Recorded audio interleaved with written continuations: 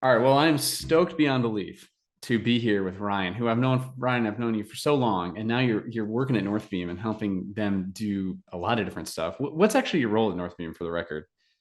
Yeah, my role is head of customer success strategy. Okay. Special focus on helping folks in our strategic accounts read the data, navigate, make day-to-day decisions. Frankly, like anything that helps our customers grow more profitably are Mhm. the types of conversations I'm trying to have. So very much looking Beautiful. forward to this conversation. And yeah, it's a pleasure chatting with you after all these years, man. Yeah, absolutely. Well, I mean, let's start right away, just jumping into it. I think one of the challenges that we have is people have a hard time now knowing how to make decisions. By the way, it's funny that this like the Zoom blur is making look like my hands are shining. Like that's really weird. But in terms of like making decisions over time, how do people use Northbeam to make better decisions? Like just baseline people that you see are successful. And like here's my agenda just real quick behind this. One is I hear a lot of discussion of people being like, if I use Northbeam, I'm optimized for a 1 day click on my ads, or I'll only look at 1 day click, and that's how I'm making decisions. And if once I start to do that, numbers over time become better. That's one Mm-hmm. thing. The other thing is that I feel like the people that are truly more successful with a third party tool actually have decided with the client, or they are the client internal in house, that like that the third party tool is going to be the North Star and everything kind of sits under that. So like how, how do you how Yep. do you just like that question first, how do you see that being used? Yeah, so two pieces there, and I'll start with the kind of latter first, and leveraging Northbeam is kind of North Star, right? We have that multi-touch attribution going on. We're holistically tracking everything in a lot of cases, or as much as possible in many others, right? And for that North Star, the thing I'm always trying to guide folks to is setting up your own kind of labels that match what you've frankly been familiar with and how you've been mapping, right? And sometimes I call it a scorecard, right? But oftentimes brands and marketers and companies will be operating out of a Google sheet, right? And by default, Northbeam brings in category platform targeting, and we break everything out into 30 options or so. Some brands it gets a lot simpler to compare month over month, year over year, if you are comparing apples to apples, right? So I always love like, okay, first, 2 weeks in here, what is your scorecard, or what are those 8 channels or 3 channels or 14? What are those things you have been caring about for a while and making decisions on? Let's recreate that in Northbeam so you can kind of get that same view and start digging into the data there. And then the former question, kind of the first question there, a lot of folks, yeah, how are we making decisions, right? And frankly, I see a few different options from folks, but a big one, and I'm always pushing towards, is trying to overcome this challenge of media buyers and marketing teams want to be able to make decisions today in a 3 day Mm-hmm. window and a 7 day window, knowing how something is going to pan out and where performance is actually going to fall after 30 days, 60 days, whatever an appropriate agreed upon window of time is. And that Mm-hmm. window of time changes for every brand. But where we like to get to, and I can share my screen here for a second. Mm-hmm. Every brand, and right now I'm just on the overview tab, and if you're familiar with Northbeam, we have a couple different accounting models. But on the accrual performance, you'll see if I'm hovering over, we have the color in these charts, right? Mm-hmm.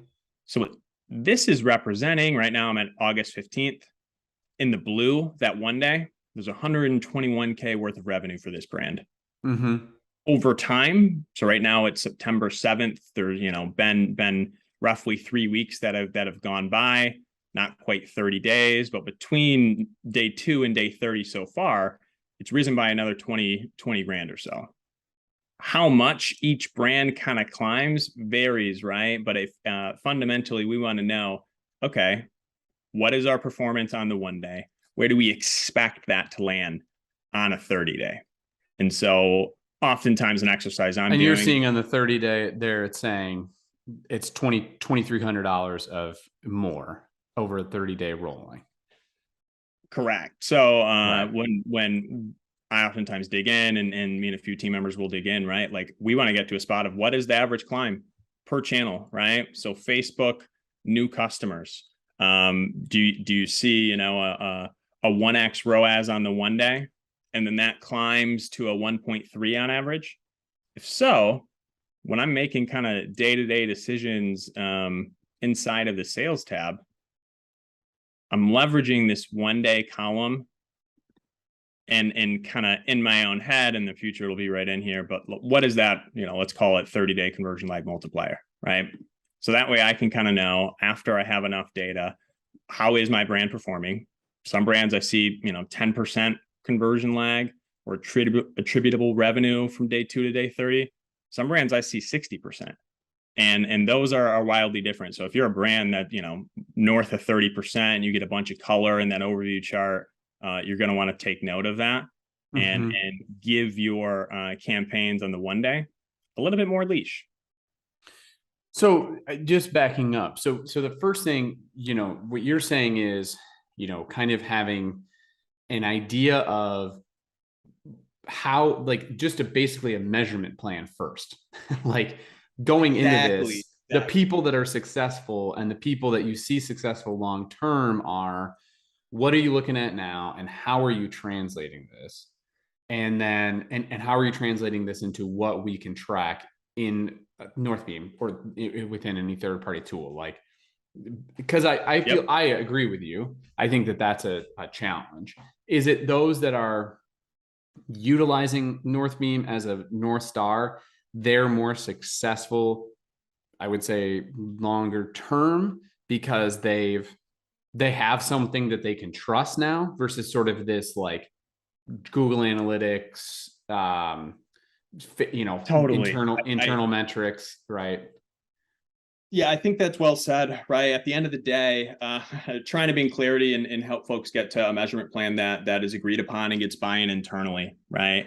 Right. And when you kind of come into Northbeam or any tool, right, you're going to have different performance metrics, right? A big reason and oftentimes a trigger for folks exploring MTA is we want to be able to hold the ad platforms accountable.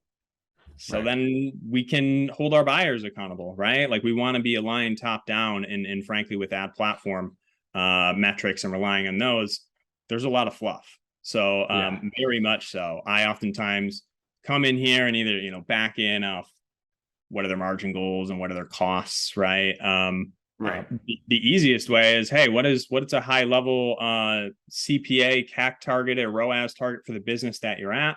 Let's say you're shooting for a 4x MER. What was a strong month where you know you had good Facebook ads, felt good performance there? What was kind of that 1 day or 30-day? What was the performance in that range on our clicks only during that timeline, right? And so for this brand, I know they want to be at like a 1.1, right?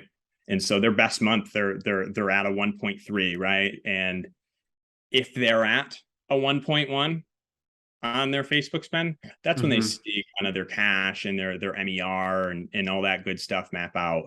But so sticking to a measurement plan is definitely key. Yeah. So, I mean, I think there's a lot to unpack here. One is, I think that there's where I think a lot of people sit, and why I think a lot of people are, certainly myself included in this, and I've done a lot of work to like get better at this, which is there's a lot of challenge around understanding and setting up just purely based first initially client financial metrics that they need to be able to understand. So that's a thing that as agency owners, I think we have to do a better job of.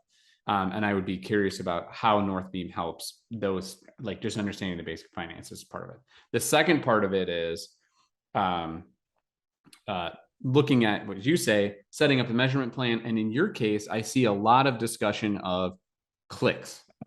And you're focusing. I think Northbeam's done a lot on that. If you follow the dialogue in the industry, there's a lot of focus from Northbeam on clicks, which versus in other cases, I think some people have done, attribution using views, and it can muddy the waters a little bit. And so I think that's, you kind of have to have those things lined up. As you look at the click basis itself, and you're looking at, let's say, this 1 day click, how does the Northbeam modeling like play into this? Because each of the third-party tools, whichever one you're using, is using modeling along with a pixel to some degree in combination with UTM parameters to say this is what we know is true, right? And we've heard differences between Northbeam and other third-party tools of like showing different numbers. So like, I guess the first question is, one, what does Northbeam do that's different in that case? And the second thing is like, why the focus on clicks? And why not look at a view if you can? I think those are, it's a great question, right? And I love having these conversations because attribution can be nuanced, right? And you know, people, what is the truth, right? Can often be like, what lens, right? What is the surrounding context? But so I just thumbed up help tab if you happen to be in a Northbeam dash, and we have a couple articles for us. Right now I'm referencing kind of the attribution models up here at the top. And so we have, you know, 6 of them in here. The first 4 more kind of legacies, things folks are familiar with. Nothing too fancy going on with last touch, first touch, right? Linear is going to be an MTA action, but these 2 are the ones that are more unique to Northbeam, and frankly, I'm using for a lot of my decision making. And so, yes, we are doing multi-touch. We are first-party cookie to give indefinite window, but the clicks only is going to behave like linear, where it's going to split the revenue across all the touch points that led to a conversion. But because we know you can't always scale bottom of funnel channels, what we're doing in these models is not giving any attribution credit to direct, organic search, paid branded search, email, SMS, those more bottom of funnel type channels. If we know that there was a prospecting or another channel's touch point that drove them down there. And so clicks only is, here's the nuance.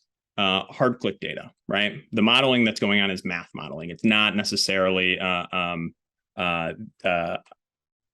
bunch of attribution modeling behind the scenes. And this one is hard click data, right? We're taking all of the tracking we have. Any sale that comes in, we'll use the example of a Shopify store. Any sale that comes in from Shopify, we can concretely match hard click activity to anything we're giving revenue to, meant to be directionally very accurate, but because it's just off that hard click, right? We're looking at the full picture, reattributing revenue around based off, you know, if it deserves it, pushing it up the funnel, but it's just hard click. So there's always going to be, you know, some of that gap, right? I know like TikTok, it's more view impact, YouTube more view impact, and frankly, there's impression level channels, right? Display and BPM and things like that. Clicks only hard click data, right? Clicks and views takes it a step further. It also looks to pull out those more bottom of funnel channels, but clicks and views is a modeled number, right? So this one it's going to do kind of smart weighting. It's going to account for a bunch of different factors, but it is a modeled number here, right? So my kind of I just make sure I know that when I'm making decisions. So a lot of times what I see power users do is they'll use both models, right? And some brands, they'll leverage the clicks and views even more. Maybe they do a lot of awareness type spend, or maybe they have a high AOV. So there's less like concrete hard click mapping, right? But I oftentimes look and make my decisions click only first. What is the hard conservative data telling me directionally? And then let me fill in the gaps and see, okay, on the full impact, how is performance looking? Yeah, and then I do the same thing. It's like the click is the first place that's like looking, and it's like a short period of time. And I think you mentioned earlier about waiting. That's one of the big things that I've had to really adjust in my thinking of like, okay, one day it's one thing, 7 day it's another thing, 30 days it's another thing. And then like over time, bringing in views and like looking at the customer journey more to be like, okay, because I think we all are conditioned to shut things off much faster, right? Like, and Yeah. it's not that helpful. And we like end up hurting results because we make too quick a judgments because there's the delay that comes from Facebook and from Apple that we know is at least 3 days, like that also dumps conversions in, and that's why using a third party tool is like almost essential to me to make a real decision on this. Yeah, right. Like we're mapping and bringing in the data independent from all those different various factors, right? Kind of normalizing against. And Right. at the end of the day, we have this cache in here. So clicks only, clicks and views, depending on your business, maybe use one more than the other. Yeah. But all the testing and scaling and things I'm doing, like I want to see it net out on cash, right? I want to see my cost per new customer going down. I want to see revenue coming in the door. How much revenue on cash is from prior marketing events and 90 days, 60 days prior, that part varies. But if you're scaling and you're hitting you're above your benchmarks and they're kind of good benchmarks and guidelines for you to follow, you should be seeing drop in new customer and kind of the cash metrics mapping out for you. So one of the things that I think as a baseline of like setups that are successful right now, I think we can get into technical, just talking about the ad buying part of it, because you see this a lot. So number one, I think one of the pieces of a setup that's successful is knowing what you're looking for with the client first in terms of numbers and having that as a baseline of here's what we need for a cost per new customer. Here's what we need in terms of, here's what our cogs are, like all the stuff that is the financial metrics we need to have baseline. Then translating it into Northbeam or a third party tool, whatever that is, of saying like, here's what we know we need to look at in platform, like within a third party tool to make decisions. Let's get into the technical ad buying thing. I think that the big part of there's been two big shifts in buying. Let's speak specifically to just looking at Meta, but obviously this translates into other stuff. As you talk about Meta, one of the big shifts is number one, you're combining lower funnel, mid to low funnel a lot. So we used to do all these small windows, and like now we don't do that anymore, really. I mean, I think a lot of it is even having, if you have you have a 180-day mid funnel engagements, and you have maybe, if you have enough traffic, a 30-day or a 60-day website custom audience or some sort of remarketing action. But a lot of times that's combined because it's really hard to get enough data to make that successful. I think that's one big thing. I think the other big thing is on prospecting, we've seen the efficacy of interests rise versus lookalikes. Lookalikes used to be the bread and butter of pick, purchase, ATC lookalikes that have been, now those are different. So they're just don't work as well because the signal loss is greater. So those are two big shifts. What do you see? I mean, you look at client accounts all the time, people spending zillions of dollars. Like, what are the setups that are successful, both in reference to Meta and other stuff? Yes, these are fun ones. I am broadly speaking seeing a similar like consolidate when we can. Let's not crank spend into 1%, right? 1% lookalikes probably aren't going to get the job done in terms of scale for you. I'm still a big fan, and I'm seeing it work well. You mentioned interest, right? Sourcing from different places, right? And not like 20 interests, right? But clusters of them together. I'm also seeing the occasional, and there's one right here, right? The kind of full funnel setup specifically for promotions. I think that plays into, hey, we're going to keep it broad. This is the time when, okay, we are all right with targeting more of our folks.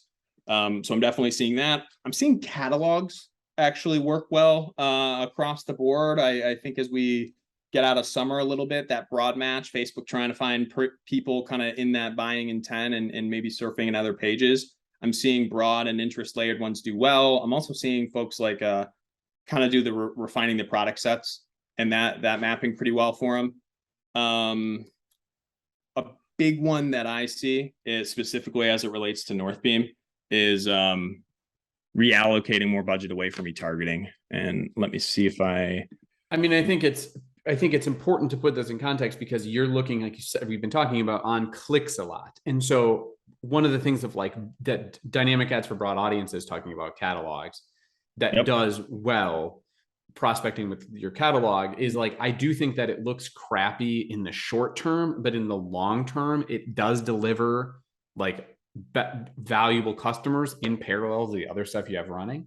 So I do think that like it's a very hard thing to do, but looking directionally with Northbeam or a third-party tool on clicks, like I think is that's a big win for a lot of people if you have the patience to do it.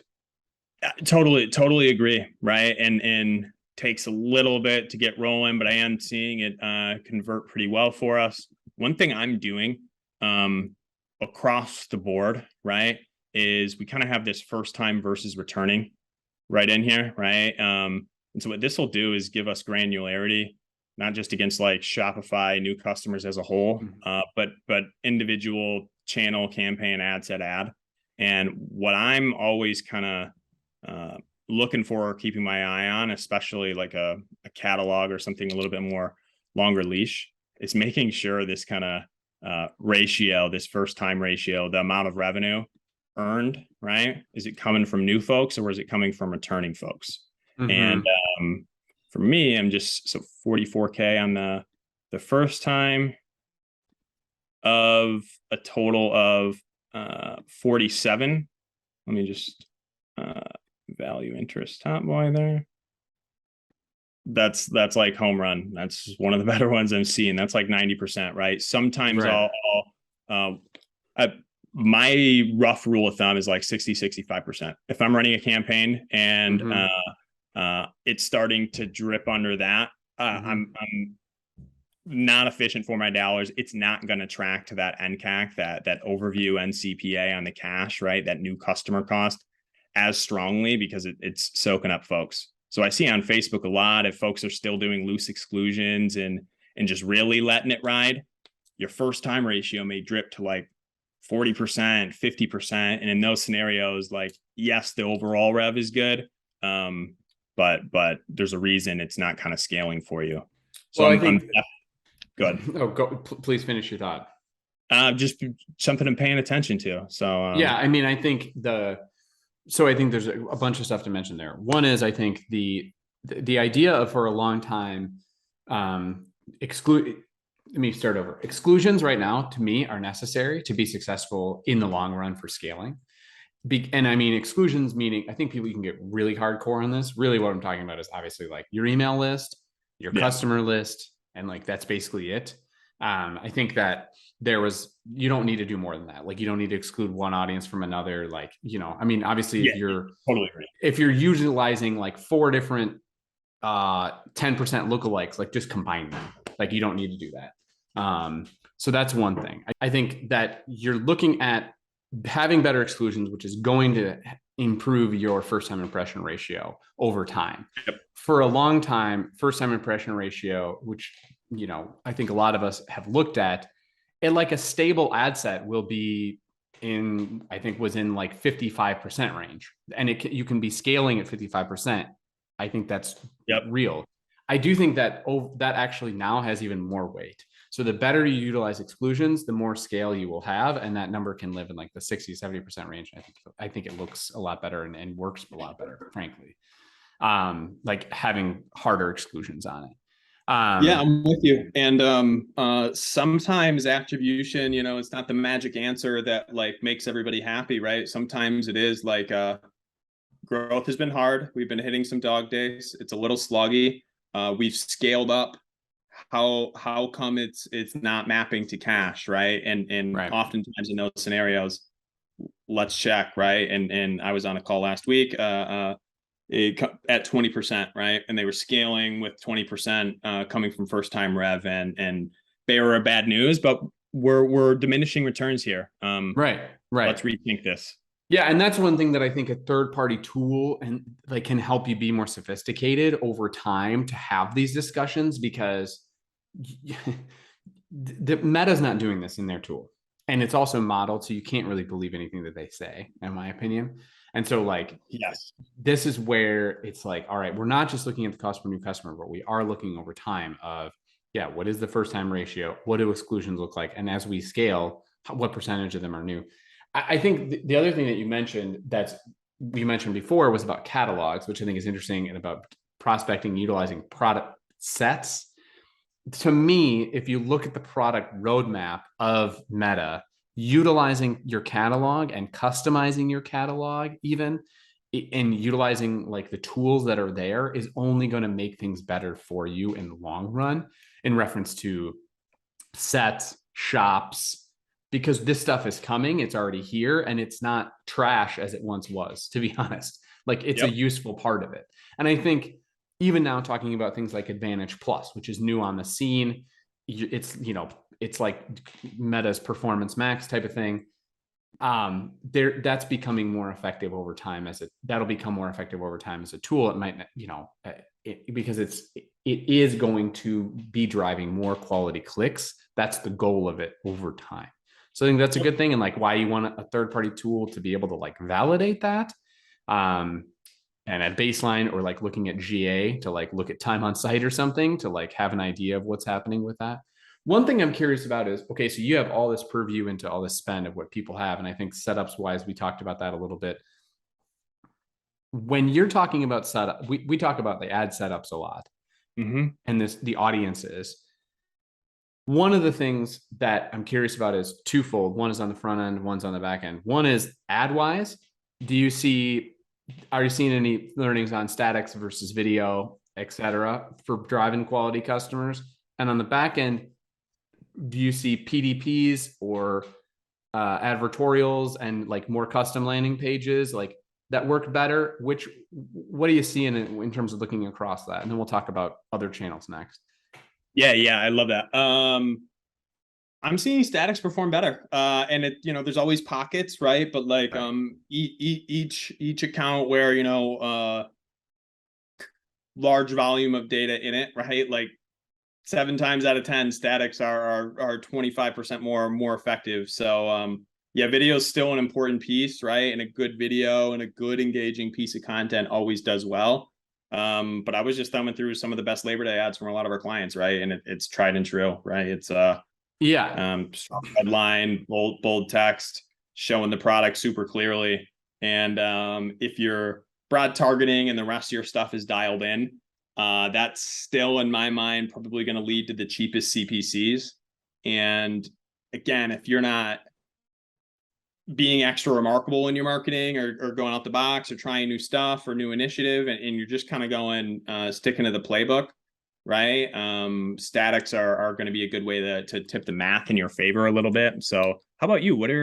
I'm seeing carousels work well, higher CPCs, but I always see, and not like tied to a catalog, but like a manual, you make a 6 card something. I'm seeing those do pretty well. But yeah, what are you seeing? I mean, the reason I ask is, from our standpoint, I think that in the industry, I think there's a lot of focus on video. And I think that people talk a lot about video and video ads and making sure it has a good hook and all this stuff. And I'm not saying it's not effective, but the reality of it is, if you have a static image that's good, it can be served in more places. And so it has more placement opportunities. And to be honest with you, like, that is effective. Like, it can be in a story, it can live in marketplace, it can live like there's more places for it to show and drive a click, which I think is useful. The other thing is, a reason I asked about landing pages is like, to me, the people that have been more successful in the long run are those that have landing pages that are designed and matched to the personas that they are targeting. So like, if you have a persona grouping that's moms, you have a landing page that's for moms. You have, we have a customer that has literally like 17 customer segments. And if you look at them and you try to combine them all, it goes down conservatively to like 8. So we have landing pages that are, we do landing page testing for each of those segments, because they're all different. They're all different types of customers. And they do different stuff. I mean, they're all buying a similar product, but they're all for different reasons. So that's really the gold standard. And I see better revenue from using third-party tool on those. Like on Very right? much so. Reason I mentioned scorecard in the beginning and naming conventions for ad, I'm always banging that drum is because, yeah, if you set the labels in Northbeam, all those different levers of your business, whether it be the path or the offer or the product or the ad type, getting quick MTA data on those is really helpful for decision making, right? And I am still seeing most folks just send to a homepage, and I'm seeing most of the time PDP page performing better. Collection pages, as in like not like a specifically built landing page, but the step before an individual PDP where it's just a bunch of products. I'm like pretty universally, I'm not seeing that work well for us in prospecting. It is PDPs and landing pages like you're talking about, and then homepage secondary. I think folks, and it's tough, right? I always toss out Shogun. You can, there's templates there. That one's pretty easy to use, but especially as we move out of season or dog days or stuff, the landing page lever is always one worth pulling. And frankly, this goes to another topic, right? High level, there is different landscape with this year and in this lap around the sun with paid ads, specifically for Facebook. The clients I'm speaking to who are doing the best, right? And they're in a great spot and lots of profit and still hitting their contribution margin and things like that. It's not all just ad related, right? They do have an understanding of where do my CPAs need to be, and then how can I reduce my costs of my product, right? The best brands I'm seeing, they'll mention to me vertically integrated. You know, they went and over the last 2 years when COVID started happening, adjusting their operations, getting a new distribution center, getting a new manufacturing place, but trying to control any of the levers that impact your CAC goals.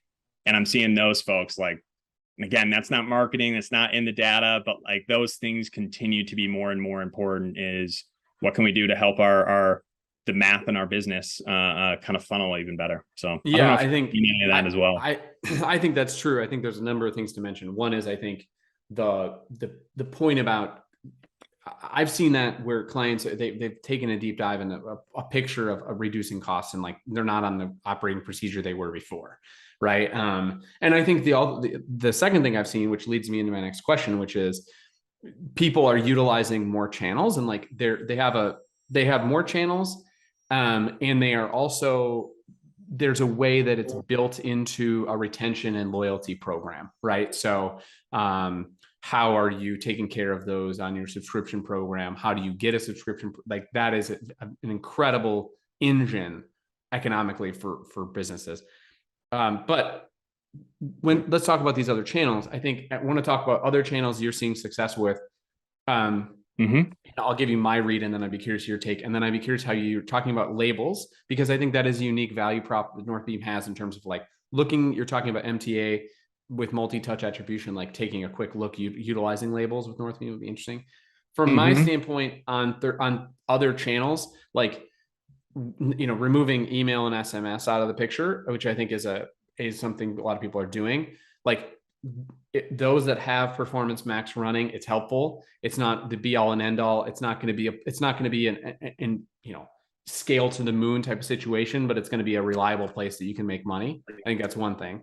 I think a second thing is that for those brands that it's right, some sort of TikTok presence, if they have the content engine to do it, and knowing that it's not going to like be the engine economically that you want it to be, like that you thought that like every guru tells you it could be, like knowing that it's part of the journey to bring clicks in is a huge part of that success. And so usually I'm seeing like if 100% of the budget is, they have, that's the number. Usually it's something like a 60% spent on Meta. It's something like a 10% spent on TikTok, 10 to 15, and then another like maybe 10 to 15 on PMax. Those are really seem to be now the successful channels. You hear discussion of YouTube Shorts, all this, and then you get into talking to the real operators with YouTube. And everyone asks, how can I validate my spend? How can I do a lift study with YouTube? Because it's like, it's such an awareness play that it's hard to have any idea. Not saying it doesn't work, but like that's a real challenge. So I guess that's kind of the formula that I see. So I'd be curious to your take and then how labels help play into that to make decisions with these people you're working with. Yeah, great cues. I'm seeing similar stuff for Performance Max. Definitely, I'm seeing a couple nuances there where if you're just launching it out the gate, it will skew and eat more of your brand. I'm trying to bang the drum, get your reps. There's some YouTube videos out there flowing, but trying excluding branded keywords from there, using those negatives. Right. I'm also seeing you get, first 4 weeks is a little too much brand going on, tracking that first time ratio. But kind of leaving it rolling around that 6 week mark, or after that first little phase, starting to see first time ratio like improve positive direction we want. So I've Google learning a little bit after some time. I'm also seeing splintering those off into categories work really well. Start with a wide net, and then like say you have 10 categories, you look at the data inside of Google and you're like, these 3 categories are working well. Launching again, updating all the creative and things in there to be specific to those categories. I am seeing that work and help folks get some scale. You mentioned TikTok. Yes, same thing. I would have hoped we could get more scale out of TikTok right now. I think your ballpark in terms of percentage splits are about right. The best stuff I'm seeing is just OCPM bidding, broad interest, trying different interest, a lot of manipulation on like ad creative level. You mentioned YouTube Shorts in there. I'm actually starting to see some good trends in data where like legitimate click only performance off of YouTube, using like negative keywords for placements for like live video, and there's a couple other categories, but only inputting a 9:16 video. So YouTube video, 9:16 placement. I'm seeing pockets of click only ROAS work there. Pinterest, I'm not seeing work for everybody, but if it's the right sort of demo, I'm actually seeing hard click only drive like legitimate direct response conversions in spots. What I'm seeing working over there lately is like they have little slideshows, right? So like faux images, slideshows, but it kind of clickbaity, old school Snapchat style. But those little, I'm trying to pay more attention to Pinterest lately. I'm seeing some solid traction from looked at the customer path data. And if you're posting organically a fair bit on Pinterest, I'm actually seeing the Pinterest shop component, if you set that up, do a good job of converting the organic traffic. That's good. Yes. And then as it relates to, I think I had one. Another big one is just influencers and leveraging them as those in as kind of many spots as we can. I am seeing influencers, if we measure at CPA and performance and stuff like that, have a lot of impact. Whether it be Grin or you managing yourself internally, that's a channel that I am seeing a lot of brands have success with. But and then going into labels, right? So there's a couple different ways you can run them. But I always, one version is just kind of an omni-channel, Google, TikTok, Facebook. These guys just have it called funnel stages. And then I've nested platform underneath for kind of a visual. But you can kind of see everything labeled ACQ. You can get a quick at a glance. How's all my acquisition dollars against different channels kind of working. Same thing for that top of funnel action. Everybody sets this up a little bit different. I school of thought of the 01s, 02s, 03s, 04s, right? So I use those for TikTok, Snap, Google, and across the like, and I just set up that kind of report and pull that. What you mean by that, just to clarify for people, like this means your naming convention. So it's like that's the funnel stage that they're at is the number that corresponds to where just clarifying that for people. Yes. Thanks, Foxy. And one I do really like, right? And this is kind of often for brands who maybe aren't like, I mentioned a scorecard in the beginning, right? Like what views do you like to have? And sometimes if we're at ground zero, I always feel this one is very helpful. Just 3 buckets, right? Yep. All the own that I control, all the own that I don't control, and all my paid, right? And how are those 3 trending in terms of, and I'll get right here I have a platform breaking down, right? But just high level buckets plus nested in all the platforms. Nice, quick, easy way for maybe the owner CMO to just kind of come in and say, boom, retention spiked up, unrelated, or paid kind of dropped a little bit while our own channels are holding steady. See a lot of folks using this one, but yes, I think for anybody kind of watching this, I will tease that I'm hopeful in a month, 6 weeks from now, we're actually going to have a little bit of a glossary action in here to enable on quicker label creation for folks. But if anybody needs a hand, automatic label rules, feel free to reach out to me or anything like that. But they take like 35, they change my workflow from a 35-minute thing each day to like 10 minutes. I can pull my insights real quick and I'm in and out. Yeah, I mean, I think that's one of the things that the reason I bring this up is one of the challenges that I have had, and personally, and I think that others have too, I know because I hear about it and we work with so many agencies and see what they're doing, is like the ads manager, if the ads manager has accepted, the person managing the ads, that data from Meta in platform is modeled and they don't trust it from a purchase standpoint. And they can look at it from a click-through standpoint and stuff, but like as like a leading indicator, but you don't trust you've accepted that, you know what, we don't trust the purchase stuff coming right now. If they sit in that, the biggest question next is then like, well, what the hell do I even look at? And I think that one of the pieces that Northbeam has helped us on is like the forecasted revenue over time, to be able to have an idea.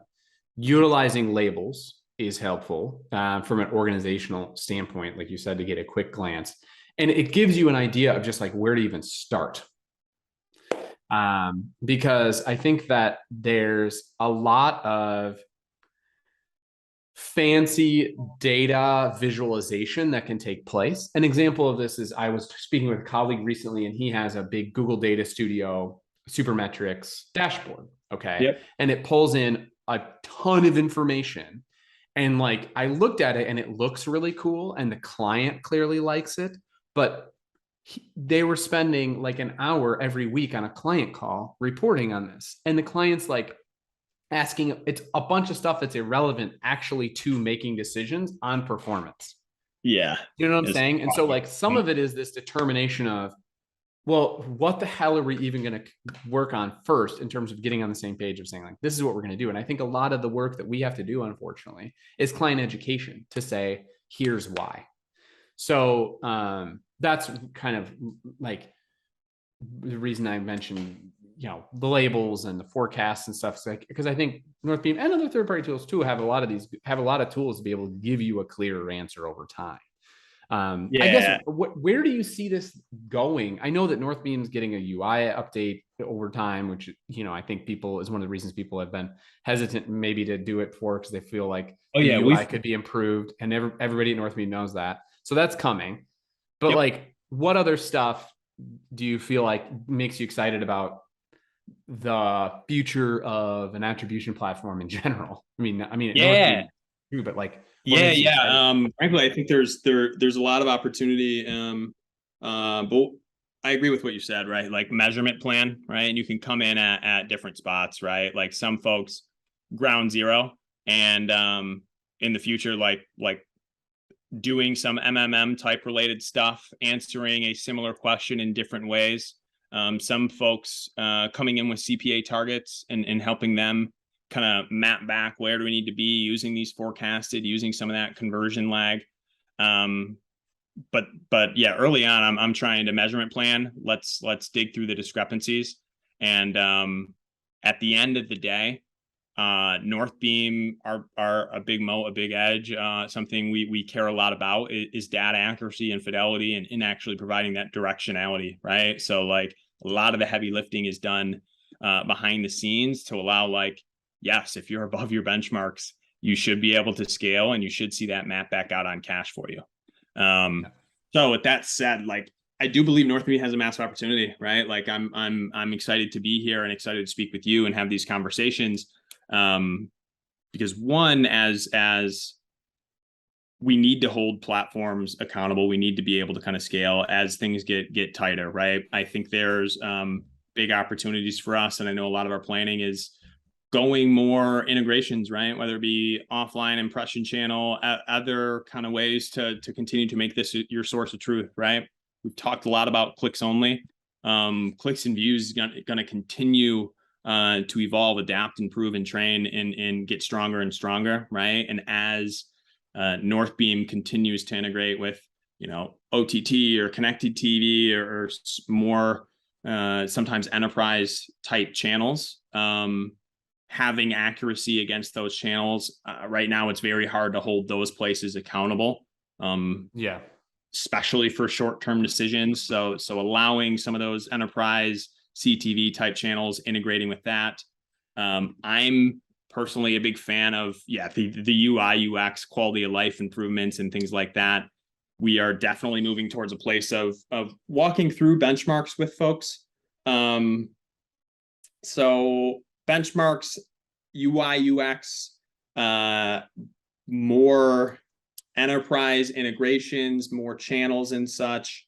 Another big piece that like maybe isn't 6-month roadmap type stuff, but I'm what keeps me up at night is our opportunity to bring value for our clients, right? As some of the topics and conversations we've had here today is, we have a lot of revenue and strategies and tactics running through. So as we roll out, an Amazon integration, and we can start tracking Amazon revenue as source of truth, I'm very interested, and we're starting to run some tests like, how does TikTok driving to Amazon traffic campaigns perform, right? What strategies can we develop and tactics can we develop and help disseminate for folks? It's definitely an exciting one. I feel like I'm missing a big one though, but attribution, there's a lot to do at the end of the day, trying to bring clarity, help make simple decisions. And if we're doing that, we're doing our jobs. I mean, once you're able to bring things together to like bring it all in one place to make decisions, that's like such a game changer, right? Like that's part of the issue. You can't look at each of these individually. Usually the reports you have, like it can be helpful initially, but like over time, it's going to make things more muddied, like the Supermetric School Dave Studio type of thing. For me, at least, like some people I think can make a decision on that, but a third party tool to me, looking at clicks is a more legitimate way to do that. Like I was just listening to and I think it's important to mention that if you're still listening to this interview and you're doing this, like you're our people, right? Like I think I was listening to Sharma and Moise's podcast, and they were talking about Nick was talking about being at the Grow conference, and about he's interviewing all these big like CEOs, and he's like asking them about attribution, and they honestly answer like, we don't know how we think about attribution. And literally the name of the panel was like attribution. And so, like I think over time we are getting more sophisticated with this. The tools are becoming more sophisticated with this.